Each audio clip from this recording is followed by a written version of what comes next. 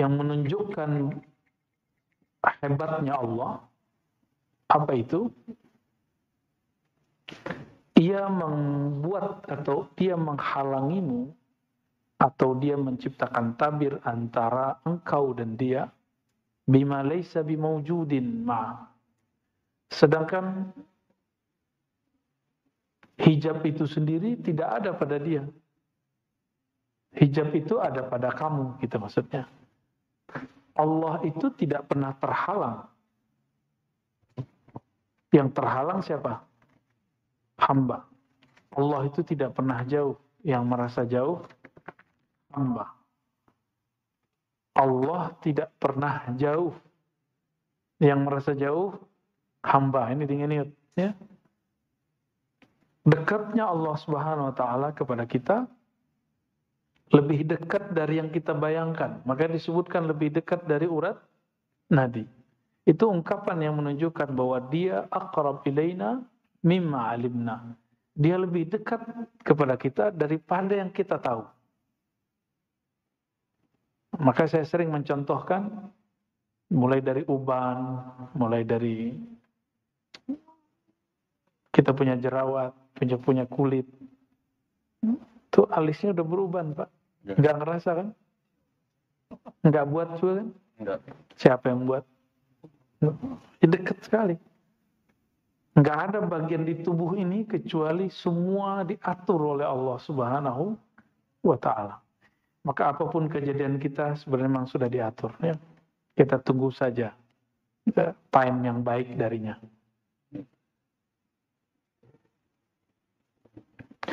Sebelum Allah menciptakan alam, Allah gimana? Sendiri ya? Allah sendiri? Sekarang berdua apa sendiri? Yang bilang dua musyrik. Ya. Bahkan alam ini, kita ini pancaran objek dari kunnya. Kun itu keluar daripada kudrah dan iradah. Ya, masih ingat ya? Jadi Allah ketika berkehendak, maka kehendaknya keluar kalam kun. Jadi kita ini kun. Kudrah iradah itu sifat Allah. Efek dari kun itu namanya fi'il Allah, perbuatan Allah. Maka kita ini perbuatan Allah. Jadi sedekat apa kita kepada Allah? Sedekat perbuatan kepada yang berbuat. Ya, pusing deh ya. Ini masuk ke bab ma'rifat ya. Jadi emang bahasanya begini.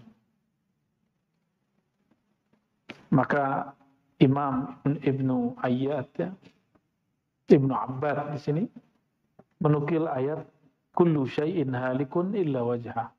Segala sesuatu itu pasti binasa kecuali wajah Allah Subhanahu wa taala. Wajah Allah itu, nah ini bukan tauhid yang versi luar sana. Istilahnya sama, maknanya berbeda. Wajah Allah pada zatnya, jadi wajah itu artinya menghadap. Apabila Allah menghadap ke wajahnya disebut uluhiyah. Jadi apa yang ada pada zatnya? Keesaan. Allah Maha Esa. Lalu wajah Allah pada makhluknya itu namanya ciptaan. Maka ciptaan ini yang tidak menghadap kepada Allah, dia akan binasa. Walaupun sekarang dia misalnya jadi orang hebat, tapi jika dia tidak berhadap kepada Allah, dia akan hancur. Kullu syai'in halikun illa wajhah. Segala sesuatu akan binasa kecuali wajahnya. Boleh diartikan yang menghadap kepadanya. Kita sholat, tapi kalbu kita nggak connect kepada Allah, itu sholat habis nanti. Gitu maksudnya ya. Ketika kita sedekah, lalu tidak menganggap sedekah ini hartamu ya Allah, rezeki darimu, maka aku kembalikan kepada hambamu. Itu langsung dia kekal. Sederhana ya? Sederhana penjabarannya. Apalagi Zikir. Bapak zikir pengen sakti atau ingin mendekat kepada yang maha sakti? Kalau ingin mendekat langsung dia kekal. Berarti zikirnya dihadapkan kepada wajahnya. Wajah rububiyahnya. Jadi rububiyah itu adalah menghadapnya makhluk kepada sang Khalik. Itu disebut wajah rububiyah. Ya. Maka makhluk yang menghadapkan hatinya kepada Allah, menghadapkan ruhnya kepada Allah, Allah akan kekalkan dia dengan nikmat surga. Khalidina fiha. Ya. Di dalam Sahih Bukhari itu, Sahih Muslim juga, ada sebuah riwayat, Nabi pernah bersyair dengan syair-syairnya orang-orang dahulu. Jadi Nabi ini suka bersyair. Nah, kalau orang sekarang berdendang lah. Kata beliau, asdaqu baitin qalati syu'ara. Bait-bait syair yang bagus, yang terbaik, yang dikalamkan syu'ara, itu kalam Labid. Apa kata Labid? Ala kullu syai' ma khalallahu batil. Ketahuilah segala sesuatu selain Allah itu batil. Ketahuilah segala sesuatu selain Allah itu batil. Maka niat kita benar apa enggak?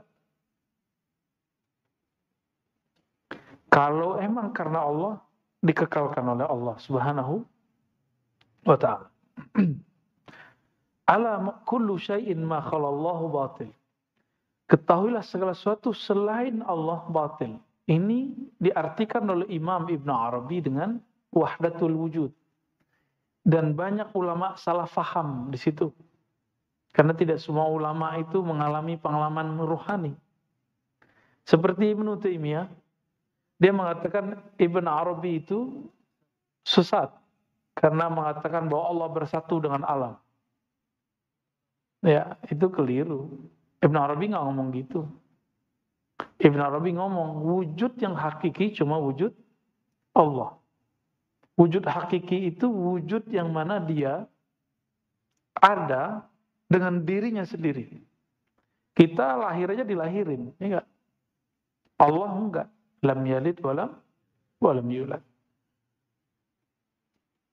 Ala kullu syai'in ma khalallahu batil. Ya. Segala sesuatu selain Allah batil, maka di mana saja, apa saja yang di dalamnya tidak ada nama Allah, dia batil. Kita ngaji begini niatnya karena Allah, langsung sia-sia. Batil artinya sia-sia. Doi, ya, langsung sia-sia. Jadi semoga Allah luruskan niat kita semua, termasuk niat saya juga ya. Bapak bangun masjid. Kalau karena Allah, di saat bangun, Allah bangun di surga. Allah. Gitu. Ngurus masjid sama. Saat ngurus masjid tulus, maka Allah uruskan urusan kita di sana. Insya Allah. Maka jangan baper ngurus masjid ya.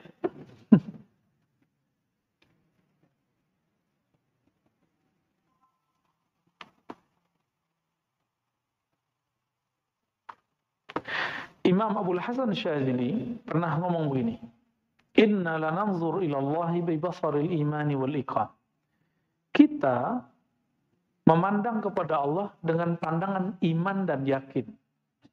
Maka kita nggak perlu dalil.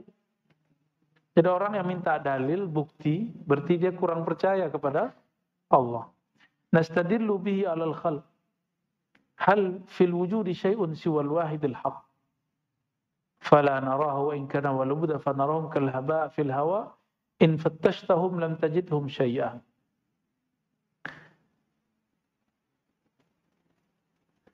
Masa makhluk dijadikan bukti adanya kholik? Ya, ini versi ahli tasawuf. Ya, kita boleh garis ya. Ahli kalam atau ahli akidah disebut dengan mutakallimin ya. Mutakallimin. Ahli kalam. Atau orang-orang yang sibuk dengan dalil-dalil. Ini sama aja, mau aliran Asy'ariyah, mau aliran Ibnu Taimiyah sama. mereka membutuhkan dalil. Dalil itu ada dalil teks, ada dalil alam atau ciptaan. Mana dalil ada Allah? Qul huwallahu ahad. Itu teks. Ayat sekian, nomor sekian. Lalu ada orang berdalil dengan ciptaan. Apa bukti ada Allah? Apa bukti ada Allah? Ada ciptaan. Ini versi mutakal. Jadi dia kemudian mengatakan karena ada ciptaan berarti ada Allah yang mencipta. Versi siapa? Oke.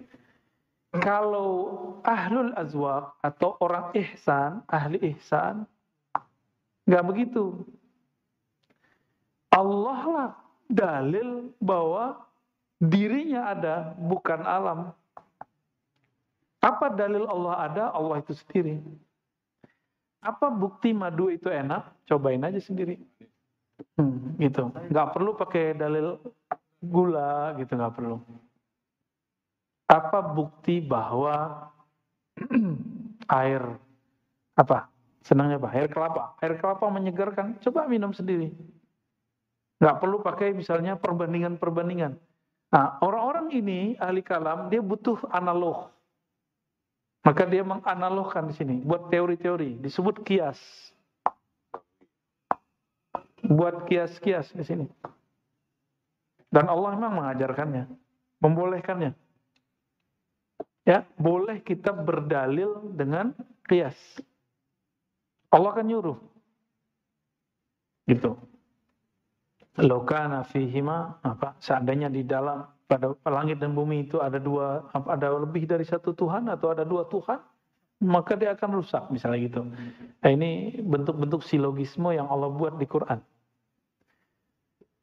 Jadi apa bukti Allah ada? Ya Allah itu sendiri. Nggak perlu pakai. Nah, kita mau misalnya bapak-bapak ini mau ngelamar seseorang, nanya, ini orang baik nggak sih? Karena kita nggak dekat sama dia, nggak menyaksikan, kita minta tolong orang bercerita. Berarti kita cari dalil.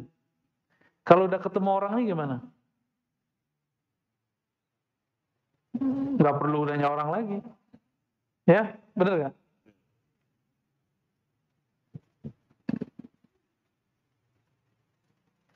Fa'aghnana dzalika 'anid dalil wal burhan. Ya, karena kami percaya kepada Allah, karena Allah itu sendiri, nggak perlu pakai bukti. Itu maksudnya. Bagi beliau, alam semesta ini bukan bukti Allah ada. Justru karena Allah adalah alam ini ada. Dibalik. Ya. Bukti punya nyawa, badan bergerak, punya ruh, itu kata orang ahli kalam. Kalau ahli ihsan enggak, kamu hidup itu karena si nyawa itu, karena ruh itu. Itu maksudnya, ya.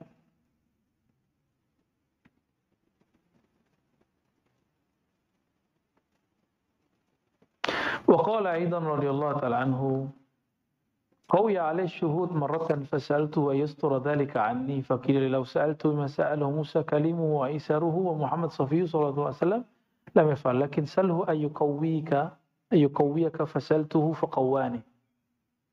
Ya.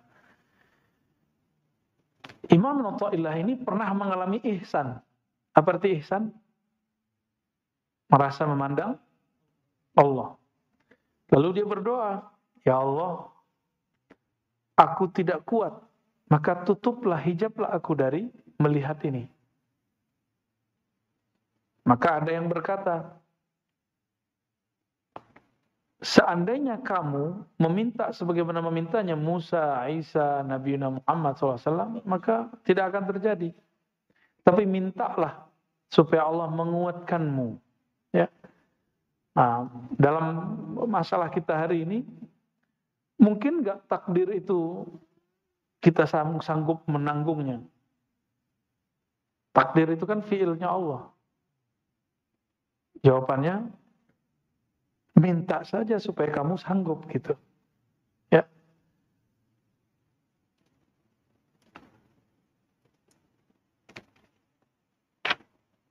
Wah, ini agak panjang di sini nih ya. Oleh karena itu, teks kita yang menyebutkan tadi, tanda hebatnya Allah, Allah itu membuat penghalang antara kamu dan dia, kamu dan Allah, dengan sesuatu yang sesuatu itu tidak ada padanya, tapi ada pada kamu. Gitu. Allah butuh matahari nggak? Enggak. Tapi yang kita lihat, ini hijab. Hijab itu bukan berarti kayak penghalang begini, ini penghijab mata. Ada penghijab hati. Karena kita melihat matahari mengeluarkan cahaya. Dari cahaya itulah kemudian tumbuh-tumbuhan hidup, misalnya gitu. Berarti kita terhijab oleh matahari. Yang kita lihat mataharilah yang menyebabkan itu semua berkembang. Kita minum. Kita terhijab oleh air, kita mengira airlah yang menyegarkan. Ini hijab semua. Ya. Jadi dalam bab ilmu ihsan dibalik. Jadi kalau saya minum, seharusnya saya memandang bukan airlah yang menyegarkan, tapi Allah. Nah, itu udah jadi sufi itu, Pak. Ya. Gampang jadi sufi ya?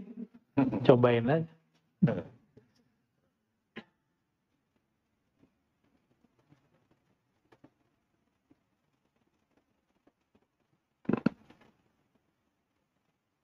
Nah, maka ada ungkapan Ibn Arabi, man syahidal khalqa la fi'la lahum faqad faz.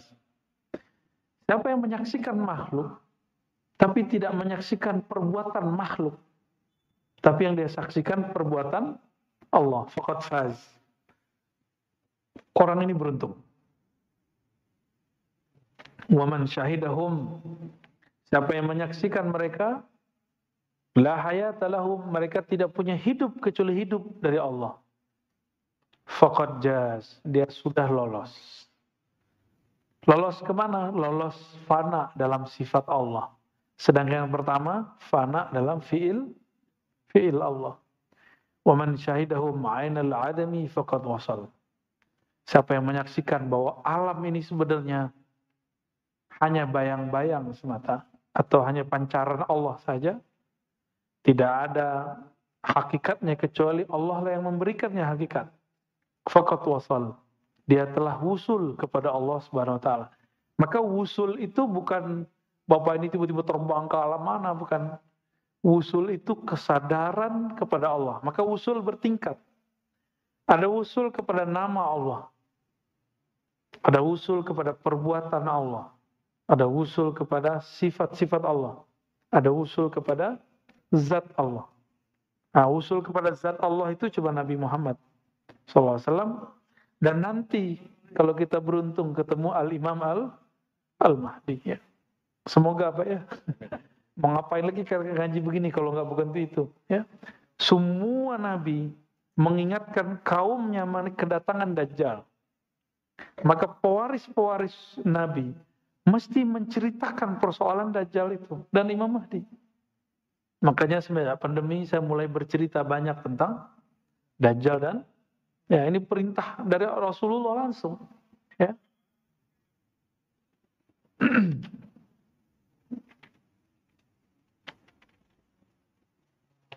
Wah, habis ini panjang Pak. Tapi intinya sama. Ya. Nah, intinya sama. 24.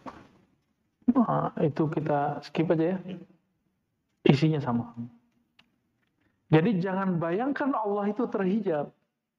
Yang terhijab siapa? Kita. Karena cara pandang kita. Bapak kalau masih menganggap air yang menyegarkan masih terhijab. Bukan berarti kita nggak perlu minum air. Justru saat meminum air itulah pakaikan adab. Ya Allah, dengan namamu aku mau minta kesegaran. Gitu. Bukan berarti kita nggak akan minum obat. Justru kita berdoa, ya Allah, ini obat kata dokter. Rasul mau memerintahkan aku untuk berobat. Maka aku berobat. Tapi aku tahu kesembuhan darimu ya Allah. Kayak gitu. Jadi bermanja-manjalah dengan Allah Subhanahu wa taala. Man taraka minal jahli, ya, kita lanjut. Tidaklah meninggalkan kejahilan. Syai'an sedikit pun, man arada, siapa yang berkehendak, menginginkan, ayyuhditsa fil waqti ghaira ma azrahu Allah fi. Agar terjadi suatu, misalnya khusyuk gitu ya, atau merasakan getaran-getaran kolbu, atau pengen misalnya mi'raj gitu. Tapi sebelum saatnya. Pengen jadi mursyid sebelum saatnya. Itu gawat itu. Ya, pengen jadi mursyid enggak, Pak? Pengen jadi mursyid enggak? Tahu mursyid enggak? Belum. Yakin kuat. Menginginkan sesuatu sebelum saatnya itu namanya ambisi. Ya, menginginkan sesuatu yang enggak pantas kita inginkan itu namanya nafsu. Ya. Nah, ini banyak hari ini. Ya. Saya dari kecil saya belajar zikir, belajar tarekat. Itu banyak yang nafsu pengen jadi mursyid. Padahal tahu dia jadi mursyid itu berat. Ketahuan itu cuma di kolbu tapi pikirannya enggak, nafsunya enggak. Orang-orang yang menginginkan sesuatu sebelum saatnya itu berarti dia tidak meninggalkan kejahilan. Misalnya gini. Orang yang ingin memetik pisang sebelum matang rasanya enak enggak? Kira-kira begitu. Orang yang ingin menjual pisangnya sebelum matang sama dengan orang yang belum pantas menjadi guru terus jadi guru. Guru di atasnya mursyid.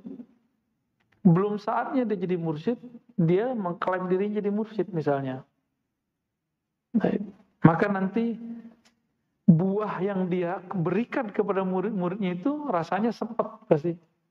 Ya. Ini yang ngomong bukan saya teringat kalam Sidi Abdullah Qumari yang kemudian dijelaskan ulang oleh Syekh Zakaria Al-Halabi, ya. Kawan dari guru saya, Kiai Ahmad Marwazi. Dan perlu diketahui, jadi mursyid gak jadi mursyid bukan masalah umur, tapi masalah pengalaman rohani. Ya.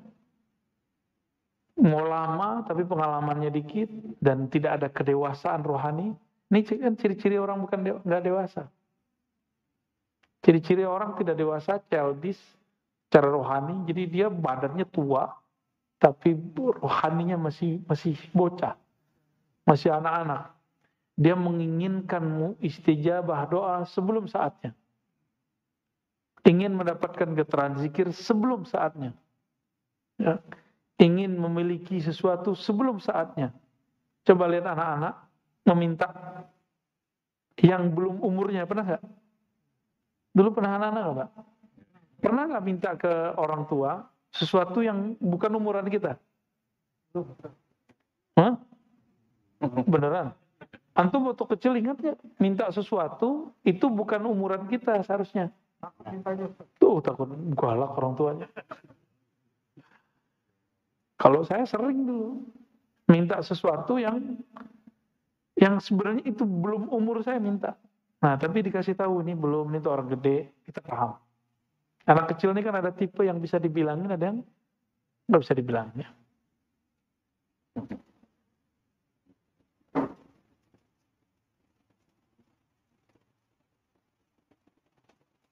Nah ini banyak kali ini orang-orang nggak sabar, ya, nggak sabar dengan kondisinya. Yang pengen menikah sebelum saatnya, pengen punya anak sebelum dikasih, akhirnya jadi ya yang belum dapat anak ya sudahlah. Berarti antum belum jatah dapat anak udah selesai itu. Ya. Sederhana sekali. Hikmah yang ke-18. Berapa di situ? 25. Di kitab saya 18 ya. Yang panjang tadi digabung. Ihalatukal a'mala ala wujudil faragh min ru'unatin nafs. Ya, 26 di situ ya. Ciri-ciri orang, kalau bahasa Jawanya apa? Goblok. Kalau bahasa sini apa? Bodoh. Jahil. Ya, PA. Wah, itu bahasa ente tuh. Cum. Ihalatukal a'mal ala wujudil faragh min ru'unatin nafs. Engkau menunda-nunda satu amal padahal ada waktu yang luang. Itu ciri-ciri ru'unat an-nafs. Kekacauan, kebodohan, kalau bahasa kasar itu kegoblokan. Ya, an-nafs, jiwa. Tanda, kalau bahasa saya, ini tanda jiwamu labil. Waktu kosong malah dia biarkan. Nanti ketika sibuk berandai-andai. Coba kalau luang. Dikasihlah luang WFH. Benar. Tapi sama aja.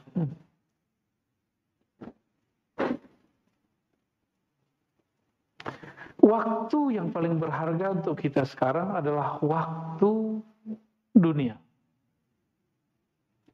Ini Bapak nafas nih sekarang, ini waktu paling bahagia, paling berharga, qimah, ya, qimah aliyah.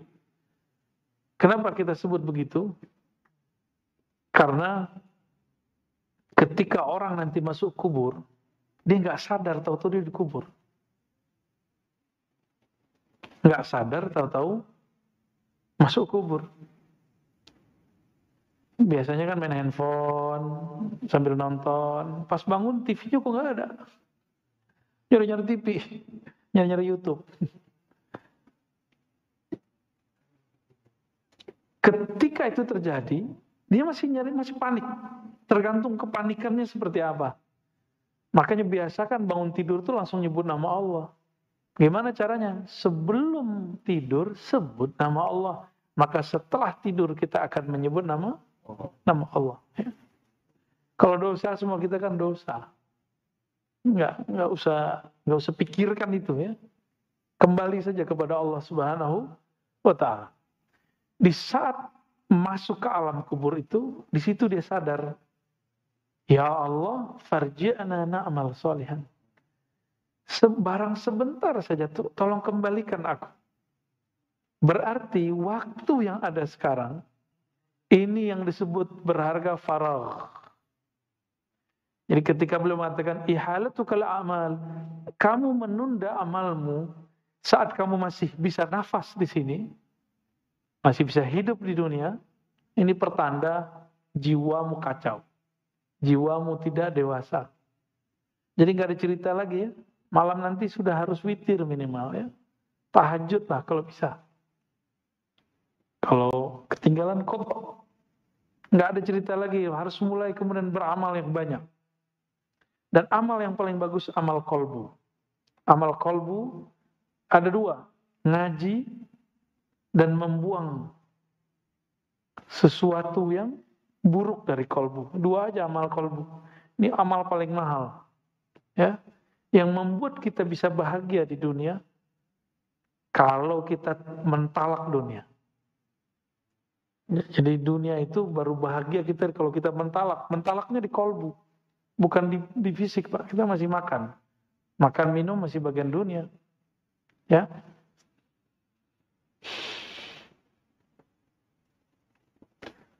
Maka orang-orang yang melalaikan masa-masa di dunia ini, itulah orang yang paling kacau jiwanya.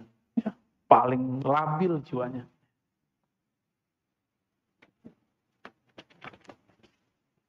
Nah, masih dapatlah satu lagi ya. Satu berdua lagi nih.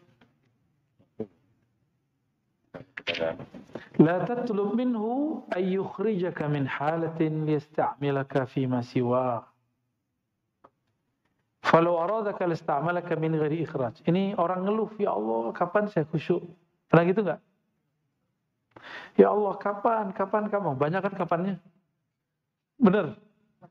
Nah, apa jawaban Ibnu Thailah? Nih, kamu pahami. La tatlub minhu. Jangan kamu minta darinya kapan dia akan memindahkanmu dari satu hal ke hal yang lain. Karena jika dia mau, belum kamu mau, kau sudah pindah. Gitu. Itu maksudnya. Sebelum engkau mau, Allah akan pindahkan dirimu. Falau aradaka lasta'malaka min ikhlas, tanpa perlu kemudian terjadi ujian-ujian berat. Ya. Wali-wali Allah ini kan misterius. Ada orang jadi wali karena dia cuma mengasih makanan anjing. Ada yang jadi wali karena dia cuma minggirin batu atau duri dari jalan. Ternyata wali itu sederhana. Orang yang mengambil sifat-sifat Allah lalu dia kemudian tancapkan dalam dirinya. Allah itu punya sifat rahmah, penyayang, benar. Maka dia menyayangi makhluk. Ini jalur pintas jadi wali Allah. Mau jadi wali Allah? Ya maulah kita ya. Dengan menyayangi semua makhluk, ya.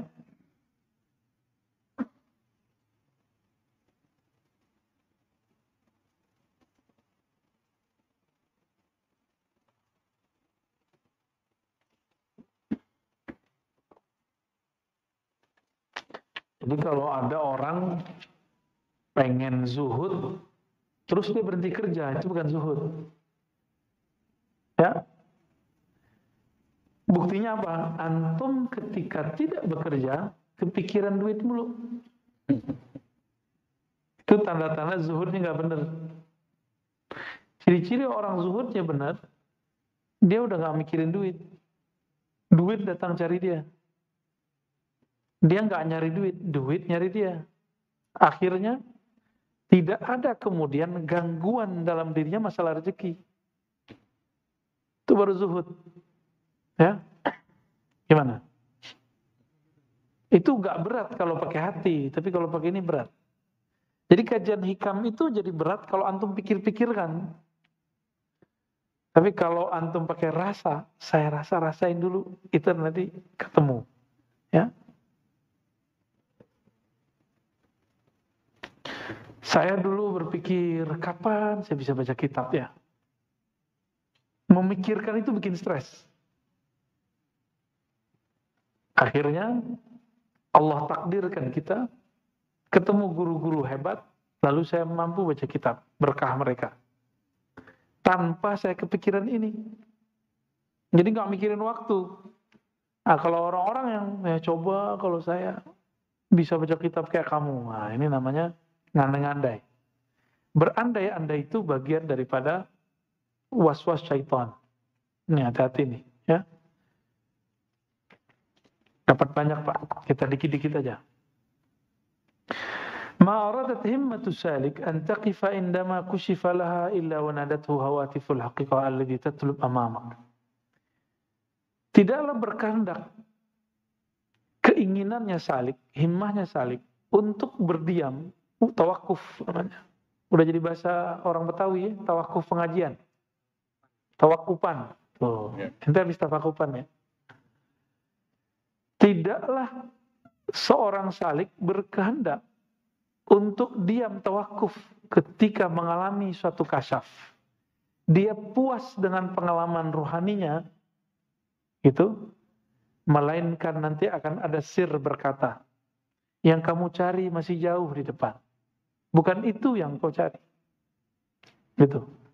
Jadi kalau orang mengalami khusyuk, bisa nangis, belum Pak. Masih ada lagi di atasnya. Bapak ngerasa sholat nih kayak di hadapan Allah. Belum. Masih ada lagi makom di atasnya. Apalagi? Apa yang antum paling ingat-ingat ketika sholat? Paling enak. Bahagia. Masih ada lagi di atasnya. Ya. Gitu maksudnya. Jadi yang kamu cari itu bukan bahagia. Tapi sumber bahagia.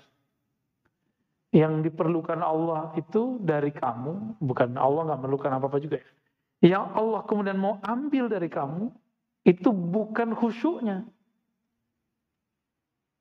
Tapi usaha untuk memperoleh khusyuknya, itu yang Allah ambil. Bentar. Ya, emang khusyuk gampang ya?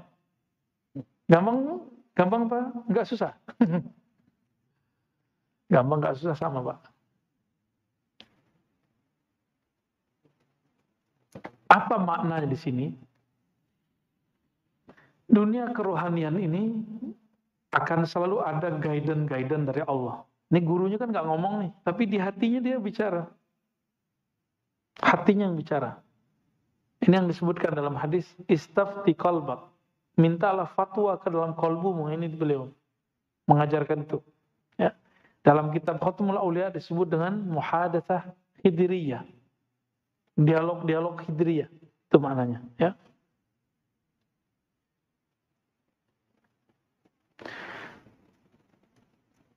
Maka di sini Imam Syustari namanya mengatakan fala taltafit fis sayri ghairan fa kullu ma siwallahi ghairun fattakhidh dzikrahu hisnan. Jadi kalau kita sampai di melewati satu perjalanan, tujuan kita mau ke Bandung, pas di tol jalannya bagus nggak? Pemandangannya bagus nggak? Berhenti nggak di situ?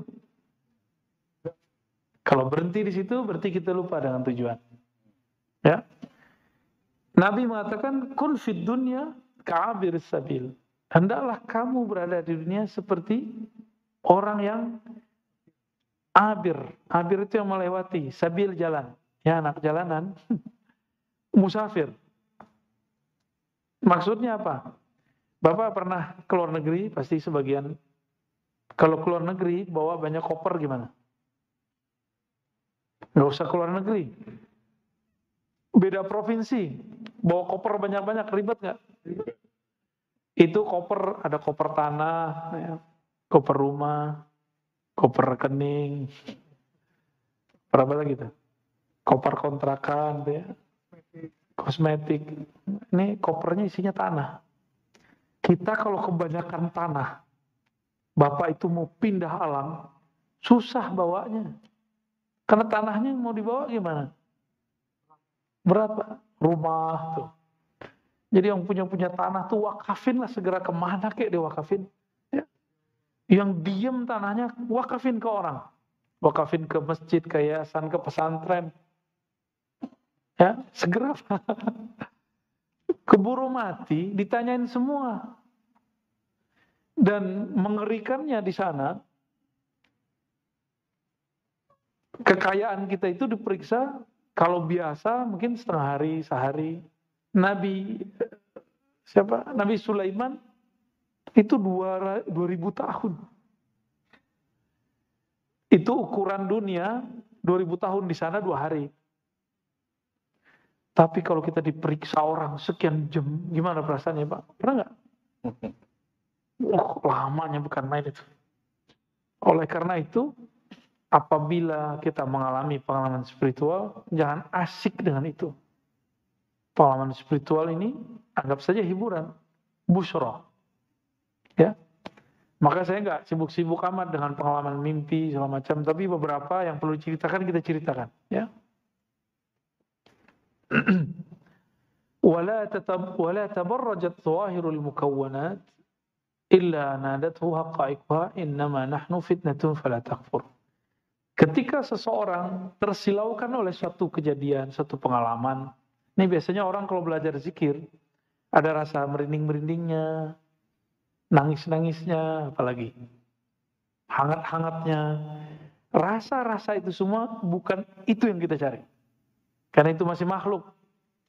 Kalau masih ada rasanya, kalau masih ada hangatnya, zinginnya, semua itu makhluk. Ya. Jadi Allah bukan panas, dingin. Allah bukan ketika kita zikir itu nangis, itu bukan Allah, itu kita. Baik. Nanti kan kalau kita bilang, kalau kita zikir, Allah itu bisa nyandain sebenarnya. Apa kata Allah? Ya kamu, aku kan gak pernah kemana-mana, ngapain dia panggil-panggil? Ya, zikir, ya Allah, Allah, Allah, Allah. Allah ngomong, aku bersamamu dimanapun engkau berada. Maka sebenarnya zikir-zikir kita itu tidak pernah membuat kita jadi wali. Zikir itu haknya badan, haknya kolbu. Yang membuat seseorang jadi wali, jika di dalam dirinya ada rahmat Allah. Mau jadi wali kan? Biar gampang jadi wali. Minimal jadi wali murid ya. Wali murid jadi wali kan dia sayang sama murid. Benar nggak? Maka wali Allah karena dia sayang kepada makhluk Allah Subhanahu wa ta'ala. Nah, setiap kali terjadi pengalaman-pengalaman yang menghalangi kita kepada Allah, maka berkatalah hakikat-hakikat ini. Kami ini hanya ujian. Janganlah engkau kufur. Innama nahnu fitnatun. Kami ini hanya ujian. Fala takfur. Jangan kufur. Ya, ini hati-hati di situ.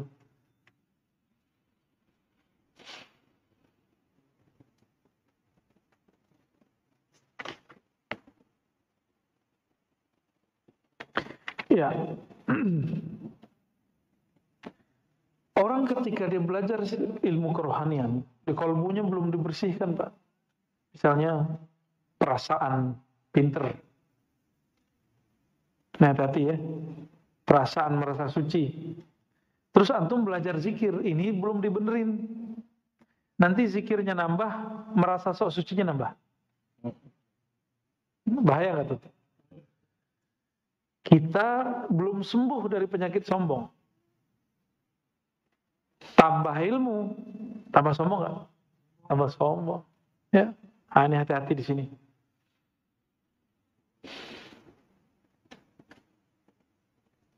Oleh karena itu, imam-imam kita mengatakan al-i'rad 'anil nas wa zuhdi fid dunya faqim ma'allahi bil muraqabah wal iltimas tawbati bir ri'ayah wal istighfar bil inabah wal khudu' lil ahkam bil istiqamah.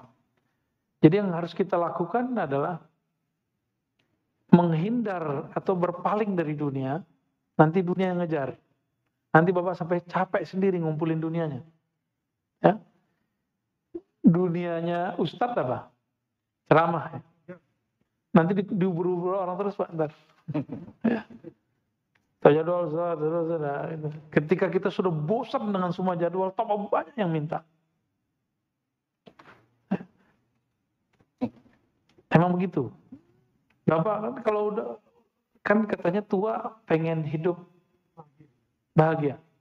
Masa pensiun. Apanya yang pensiun? Ya. Katanya nanti kalau anak-anak udah gede bisa jagain kita. Yang ada kita jagain anaknya, cucunya. Saya menyarankan nih teman-teman nih, mohon maaf ya antum tersinggung aja ya. Kalau sayang sama orang tua, jangan susahkan orang tua dengan cucu-cucunya. Sesekali boleh, seneng. Jadi sama orang tua itu ya, buatlah mereka kasih fasilitas senikmat-nikmatnya. Biar orang tua itu nyaman. Ridho orang tua kita jadi wali, Pak. Gampang tuh? Tuh, ridho al-walidain. Ridhonya orang tua itu ridho Allah. Kalau Allah ridho, wali gak? Ridho Allah fi ridho al-walidain. Kan gitu ungkapannya. Uwais Al-Qarni jadi wali kenapa? Karena dia banyak wirid. Karena dia berkali-kali umroh. Enggak. Kenapa ini gak diekspos?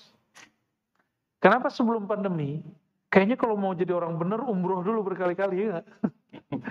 Yang kaya orang travel ya. Maaf ya orang travel ya.